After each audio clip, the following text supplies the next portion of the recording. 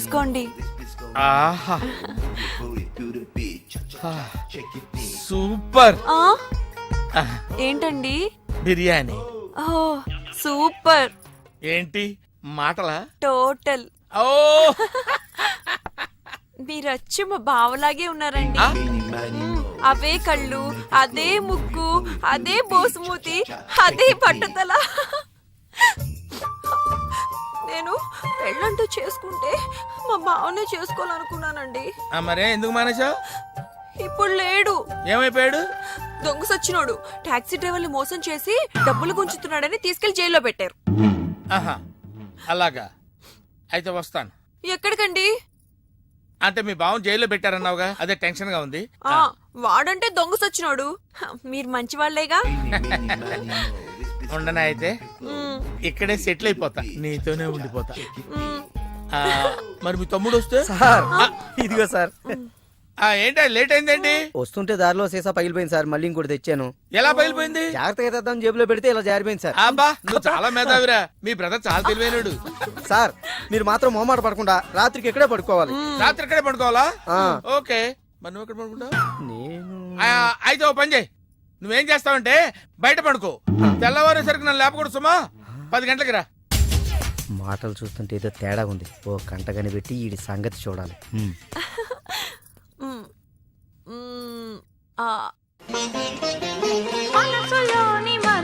ఏంటి సీత ఇది?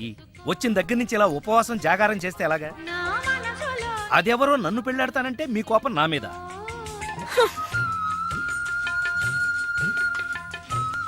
నువ్వేంట్రా? ఏ శివ దీక్ష అయ్యప్ప దీక్ష చేస్తే నీ ప్రేమ ఫలిస్తుంది గాని ఇలా నా మీద నిరాహార దీక్ష చేస్తే ప్రయోజనం ఏముందిరా బాబు? హలో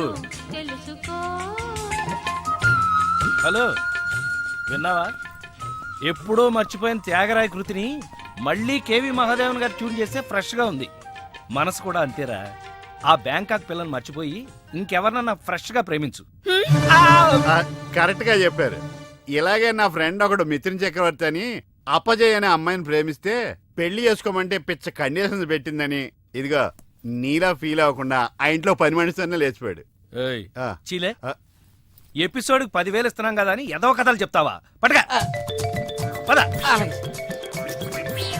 సార్ సార్, నేను బ్యాంకాక్ వెళ్ళొచ్చిన దగ్గర నుంచి నాకు సందేహం. ఈ లోకంలో పెళ్లి కాని వాళ్ళందరినీ వదిలేసి పెళ్ళైన మిమ్మల్ని చేసుకోవటం వెనకాల ఆమెకేమైనా కథ ఉందంటారా? కథ చెప్తా. అనగనగా ఓ ఆకలేసిన బిడ్డ, వాడి చేతిలో ఓ బెడ్డ, దూరంగా ఓ చెట్టు, ఆ చెట్టుకో పండు. ఈ బిడ్డ బెడ్డతో ఆ పండును కొట్టాడు. అది గురి తప్పి పక్కనే ఉన్న పిట్టకు తగిలింది. ఆ పిట్ట భయపడిపోయి రెట్టేసింది. ఇప్పుడు చెప్పు, తప్పు ఆకలి కొన్న బిడ్డదా, పండిన పండుదా, గురి తప్పిన బెడ్డదా, రెట్ట వేసిన పిట్టదా? అయ్ బాబోయ్, ఏంటి మొత్తం వినేసావా? నా సంగతంతా తెలిసిపోతే నా కొమ్ము మునిగిపోతే. ఏంటి తెలిసిపోయేది? బిడ్డ బెడ్డ పిట్ట రెట్ట అంతేనా? అసలు కథ నొక్కేసి పిట్ట కథలు చెప్తున్నాడు నువ్వు. అంటే నీ కథేమీ అర్థం అవ్వలేదా? అయితే నేను సేఫ్. అమ్మగారిని అడిగి తెలుసుకుంటాను. సార్, అమ్మగారు అసలు మూడ్లో లేదురా, ఈడికేం చెప్తుంది. అమ్మగారు, నీ అరుపుతో గుండాగిపోయినంత పనైంది కదా. అమ్మగారికి ఏమైంది? అమ్మగారు బానే ఉంది కదా? బాగానే ఉందా? నీ కళ్ళతో కాదు, నా కళ్ళతో చూడు. కళ్ళజోడు తీశాను. ఈ చెత్త కళ్ళతో చూస్తే ఎవడైనా ఏడుస్తున్నట్టుగానే ఉంటుంది. ఆ కన్నీళ్లు చూడు. అవి గుండె కోత వల్ల వచ్చిన కన్నీళ్లు కాదురా, ఉల్లిపాయ కోత వల్ల వచ్చిన కన్నీళ్లు. సీత, ఏమిటి నాకు ఈ కోత? అసలు జరిగిన దాంట్లో నా తప్పేమైనా ఉందా? అసలు జరిగిందేంటో నాకు చెప్పు. చెబుతాను. నా సీత నన్ను అర్థం చేసుకోవడం కోసమన్నా చెప్తాను. అనగనగా ఓ ఆకలేసిన బిడ్డ, వాడి చేతిలో అందమైన బెడ్డ. ఆ బెడ్డ తగిలి పిట్ట రెట్టేస్తే అది బిడ్డ మీద పడింది. ఇదే కదా నువ్వు చెప్పే తోకలేని తొట్టి కథ? విన్నావా సీత? నా బాధ వింటే రాబందు లాంటి రామస్వామిలోనే రియలైజేషన్ వచ్చింది. సీతాఫలం లాంటి మనసున్న నువ్వు నన్ను అర్థం చేసుకోవా? అసలు జరిగిందంటో నాకు తప్పే ఉంది కనుక. అరే, ఈ కథ నువ్వు అందరికీ అర్థం అవడానికి చెప్తావు, అర్థం కాకుండా నన్ను కన్ఫ్యూజ్ చేయడానికి చెప్తావు. ఈ మ్యాటర్ నేను రామస్వామికి చెప్తాను. ఈ అబ్బా, నువ్వే రామస్వామిరా. అయితే ఆ వెంకటరత్నాన్ని చెప్తాను చూసుకో. మ్మ్. కథలు చెప్పాలి బే కథ, కన్ఫ్యూజ్ చేసి చంపేస్తాను. పార్దు బ్యాంకాక్ నుంచి వచ్చాడు. ఎదురుగా కాలేజీలో ఉన్నాడు. వెళ్ళండి. బాబు కొంచెం అడ్రస్ చెప్తారా? అరే మీ పల్లెటూరులందరికి నేను ఎలా కనిపిస్తున్నాను రా? ఆ దురుసులో జూనియర్ ఎన్టీఆర్ లా కనిపిస్తున్నా సార్.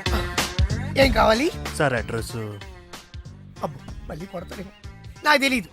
సార్ మా ఆవిడ కొంచెం చూసుకోండి సార్. ఆవిడ లగేజారా? ఎలా? ఇదిగో ఏం చదువుకున్నావు? ఏం చదువుకోవాలి. నీకు అవసరమా? ఎంతవరకు ఉండాలి అంతవరకు ఉండు. సర్లే కూతంత పిల్లని చూస్తా ఉండు. ఆకలి ఎత్తున్నట్టు బిస్కెట్లు తీసుకొస్తా. వెళ్ళు వెళ్ళు. అంకుల్ ఆ. పాస్ వస్తుంది అంకుల్. పోయిలా, నా చేతిలో పోయి. అర్రడా! నువ్వు కూడా వెళ్ళవే. అమ్మో నాయను ఏం ఫ్యామిలీ నాయన. నా పిల్ల నా పిల్లలేరి బిస్కెట్ల కోసం వెళ్ళింది లేరా? వచ్చా కొట్టే పెట్టరా. అది వెళ్తానంటే పంపిస్తావా? అది నా పిల్లవా నీ పిల్లవా? నువ్వు చెప్పినట్టు ఇడతా, నేను చెప్పినట్టు ఇడతా. వస్తుందా? వెయిట్ చేయి. అది రాదు, ఎవరితో లేచిపోయింది. ఆ ముక్క ముందు చెప్పాలి కదరా. నా పిల్ల ముందు చెప్తాను రా. ఉండరా, నీ మీద పోలీస్ కంప్లైంట్ ఇచ్చొస్తాను. నా పిల్లేర్రా. వాళ్ళు వచ్చేస్తారు కానీ లేచిపోయిందని నువ్వు తొందరగా వచ్చావేంటే? నేను లేచిపోవటం ఏంటి? ఉండు నీ సంగతి పోలీస్ స్టేషన్ లో చెప్తాను. మీ మొగుడు కూడా అక్కడికి వెళ్ళి వెళ్ళవే. మీ అమ్మ నాకు తెలియదురా. ఓ మీరా? వాడు దొరికాడా? దొరకలా. నేను అందరికి దొరికిపోతున్నాడు. ఎవడు పడితే వాడొచ్చి కొట్టి వెళ్ళిపోతున్నాడు. ఇది నీ ప్రాబ్లం కాదు, ఈ గెటప్ ప్రాబ్లం. ఏ వెంటనే గెటప్ చేంజ్ చేసి బట్టలు మార్చేసుకో.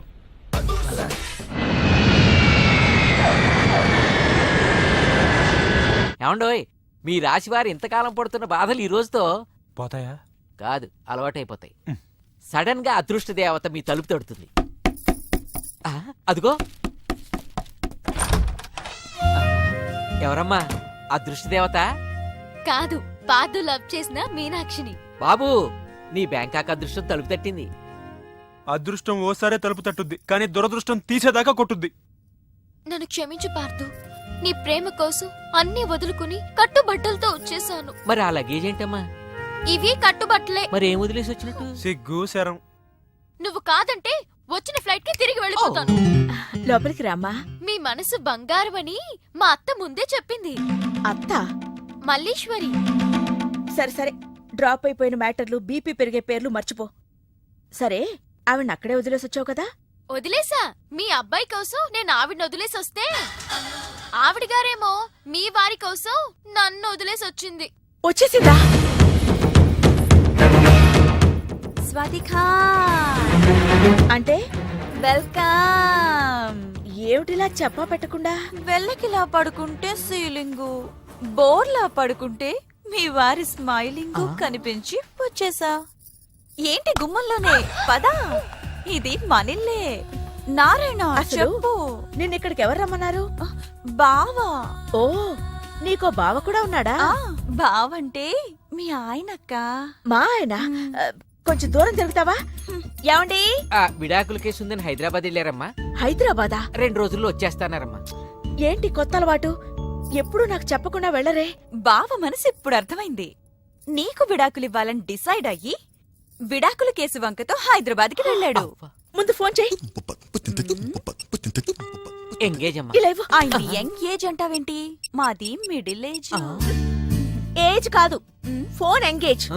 ఓహో, నా బతుకు డ్యామేజ్. పోనీలే, నీకిష్టం లేకపోతే మేము వెళ్ళిపోతాం. పదవే. ఆగండి అమ్మా, అయ్యగారు అడిగితే ఏం చెప్పమంటారమ్మా? అమ్మగారు వెళ్ళగొట్టారని చెప్పమ్మా. రా. అయ్యో, లోపలికి అఘోరించండి. ఆగక్క, అంటే మా పెళ్లికి ఒప్పుకున్నట్టుగా. మౌనం అర్ధాంగీకారం.